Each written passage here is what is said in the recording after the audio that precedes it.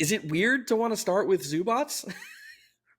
Like, If I wouldn't have passed it to you and started myself, I would have started with Zubac. So it's not, maybe we're just weird then. I don't know. no, I mean we definitely are weird, but I feel like it's the most appropriate hot hand theory way to start in a conversation about the Clippers because I think we have to talk about the synergy between Kawhi Leonard and James Harden in a little bit because I have some, I hope, interesting thoughts on that subject that I don't think too many people have parsed, but I don't know if too many people realize just how good Zubac has been this season, and just like I think people are like, oh yeah, he's a nice interior defender, he's a good rebounder, he's a good pick and roll partner with Harden, but he's doing all of these things. The effectiveness with which he's doing all these things has been amplified to a level that I don't think is being discussed. Like he should have been an all-star this season, in my opinion.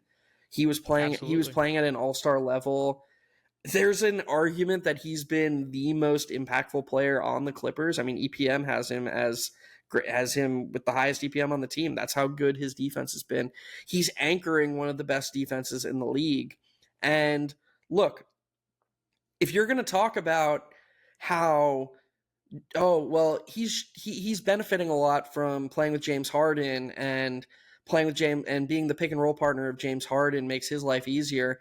It goes both ways. You have to talk about the roll gravity that he provides, the screening that he provides that gives James Harden, who at his age, 35 years old, he's not the spry young player he once was 10 years ago who maybe doesn't even need, a little bit of an advantage. He can just dribble past his defender and he can create all these rim attempts.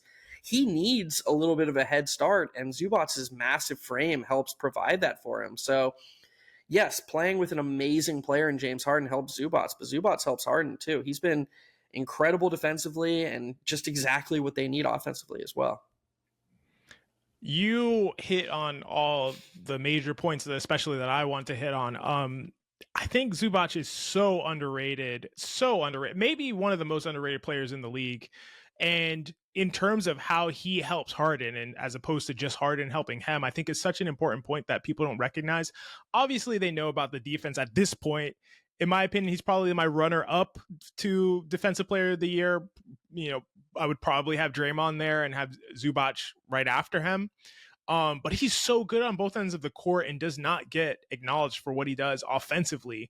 The fact that he can protect the rim the way he does, he's been a 95th percentile rim protector every year since 2019 and is 98th percentile this year.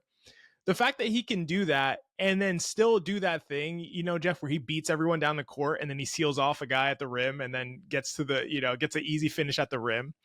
And then, his underrated post work where he can go to the hook with either hand. He has this like face up floater now. His floater has gotten so good. It's like ridiculous. But you said it. He's just ridiculous as a screener, as a rim pressure guy. He and Harden work so flawlessly together in terms of Zubac has a great sense exactly where to find the open space in the defense, sort of like a tight end running in the middle of the field against a zone defense. He knows exactly where to position himself. He knows exactly where to position himself in relation to James Harden, and they have a perfect amount of space between one another, how to get behind the drop defender in many cases.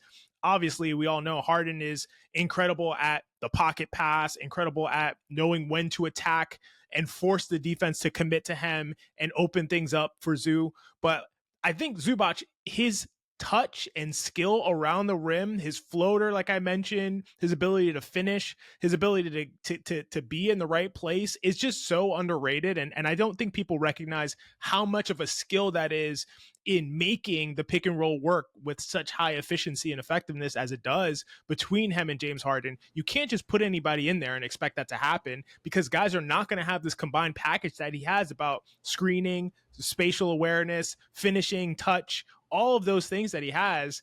And that's only on the offensive end of the court, where he's probably half the player he is on the defensive side of the court. This guy is incredible. Like you said, he should have been an all-star, could be an all-NBA level player, and should definitely be one of the top candidates for defensive player of the year.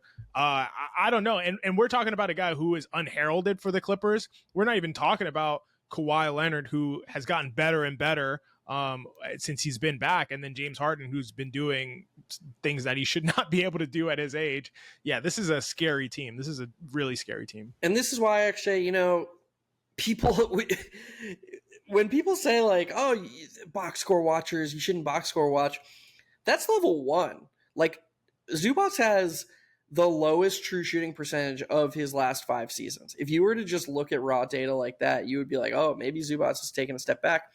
You brought up the floater range stuff. The expansion of his role has suppressed his efficiency a little bit. But what he does, the fact that he's able to do more things has made him, on the whole, more effective.